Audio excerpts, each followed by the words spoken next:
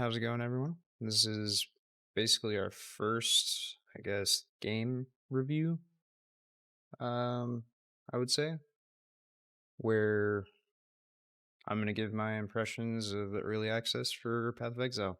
Feels kind of weird doing this, but it's the first video, so cut me some slack. This is my opinion on what I think so far of the game, and kind of free balling it, as I would say.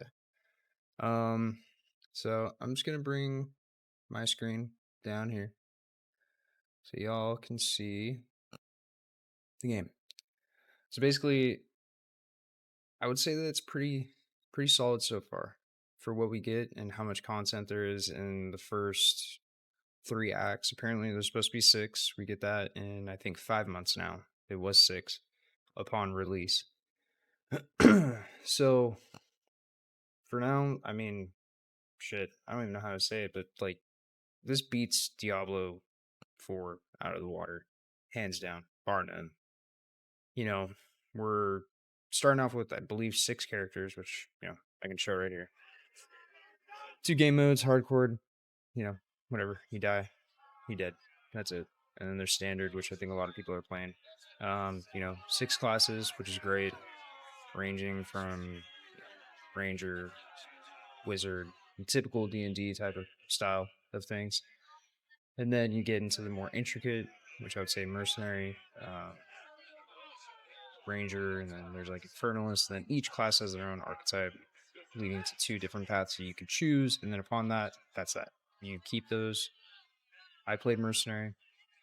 I had either being a support buff or being pure damage. I went damage. I don't feel like anyone wants to go buff. Feel useless. But I mean, so far from what I've played, like here's my mercenary, and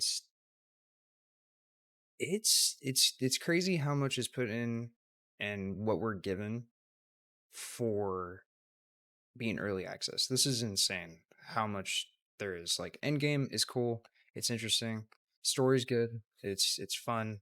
Graphically, this is insane. It like Diablo obviously is like right there, but on my shit PC, I can tell that the graphics are pretty damn good. But for what there is and like what you can do skill tree wise, here's the archetype that shows basically Witch Hunter. And I mean, here's your skill tree. It's pretty absurd.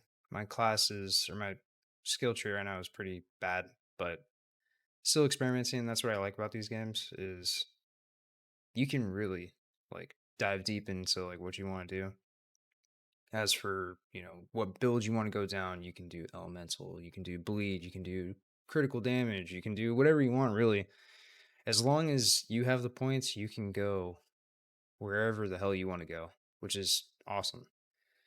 Um, Getting through the game playing slow with by myself and with friends, it took us, I would say, about for me, it took me about like 30 to 40 hours to like really play it because this game doesn't want you to blast through it. It wants you to take your time, think methodically about how you approach like a fight because it's not forgiving. Like they don't want you to survive every encounter. They're gonna, have you think a little bit instead of just doing the typical Diablo like blaze through, kill everything, do massive explosions. That's what I like about this is it's slower, and I'm sure a lot of people don't like that. But I like games where I can take my time, really enjoy the scenery of the game. Yeah, it's auto-generated maps and like they're different every time, but I like going through the game slower. Give me a little bit of time to breathe in the game and really have fun. And I had a lot of fun playing this. I was impressed with how much they gave us within the three acts. I could show you the end game. How much would we move over here? It's whole map system. You can run it with six people. Um, Basically, just go through here. I didn't really dive much into it. I played a lot on my buddy's campaign. Shout out to Lynn. If you watch the podcast, you know who Lynn is. Um, but yeah, I mean, there's a lot. There's a lot to do for the end game, but it's a lot of just going at it, trying to find the gear that you need, find the things that make your build work. And I mean, I've been struggling with it, but then I feel like Mercenary kind of drops off at a certain point because they just want you to basically use grenades. And I believe they nerfed it at one point. They nerfed the grenade build, so it's kind of hard to find your balance and where you want to be. But I mean, it's fun. It's cool. If you really like Diablo, you're gonna love this game. If you're okay with it being a little bit slower and a little bit more methodical about how you do shit and like what you're fighting, what you're doing, this is the game. I mean, this to me as a hardcore Diablo 2 fan and Diablo 3, even though it's a bad game, and then Diablo 4, I really liked it in the beginning until they started nerfing everything. It's good. I highly recommend playing this for early access. It's fantastic. It's fun. Playing with buddies is good. The only issues that I do have with it is the sharing of loot is a little weird. I know you can change it, you can fix it, but the loot is a little weird and the drop rates on certain things. I wish that there was a better filter and there was just better drops in general. I had a build at one point that gave me like rarity drops. I don't know if I took them off or not. Trying to see right now. I know that one of these has it. I had rarity up to like maybe 50% or 60%, but it just kind of like falls off at a certain point. You're trying to spec into things that actually matter. And endgame does drop you some decent stuff. But, it's great so far. Really enjoy it. There's that. And I think that's kind of the only negative. Like, there's certain things that I've seen people talk about where it's, they want it to be, faster paced, they want it to be quicker. But I feel like what Path is doing is good. And I'm sure with the update or the full release, things are going to change in that aspect. Because I'm not sure if it's max level's 80 right now, but I mean, level 80 for early access is pretty insane. It gives you a huge, massive amount of things you can do and experiment with. And upon release, you keep your characters and everything, understandably. But for what the game is and how much they give you to work with and experiment with is crazy. It's great. 6 classes upon release. We're supposed to have like another 6 or so. So we're getting 12 to 14 classes to choose from, which is great too. Diablo, I think, is up to like 8, 9, or 10, somewhere around there. But upon release, like full release, we're getting that. So this game's kind of got it beat out of the water. Yeah, there's just so much to do, so much stuff to look at. It's insane. But I highly recommend it.